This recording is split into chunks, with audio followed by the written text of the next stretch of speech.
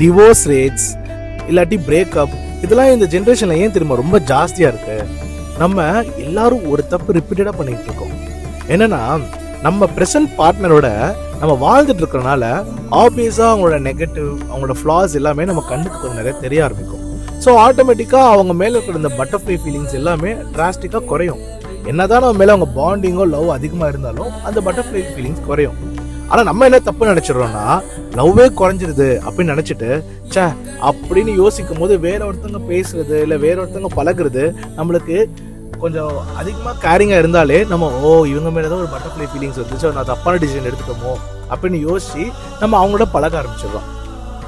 அப்போ என்ன ஆயிடுது? ஸோ ஆட்டோமேட்டிக்காக ஐயோ நம்ம ப்ரெசென்ட்டாக இருக்கிறவங்களோட எப்படியாவது பிரேக்கப் பண்ணிடலாம் இல்லை டிவோர்ஸ் பண்ணிடலாம்னு யோசிச்சு நம்ம என்ன பண்ணிடுறோம், அவங்க கிட்ட விலகி இல்லை டிவோர்ஸோ பிரேக்கப்போ பண்ணிடுறோம்.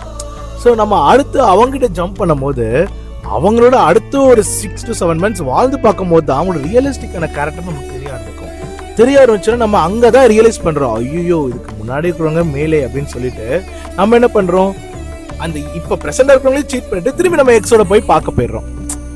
ஸோ இங்கே தான் 90% ஆஃப் பீப்புள் வந்து ரிலேஷன்ஷிப்லையும் சரி ஒரு மேரேஜ் லைஃப்லையும் ஃபெயில் ஆயிருக்காங்க.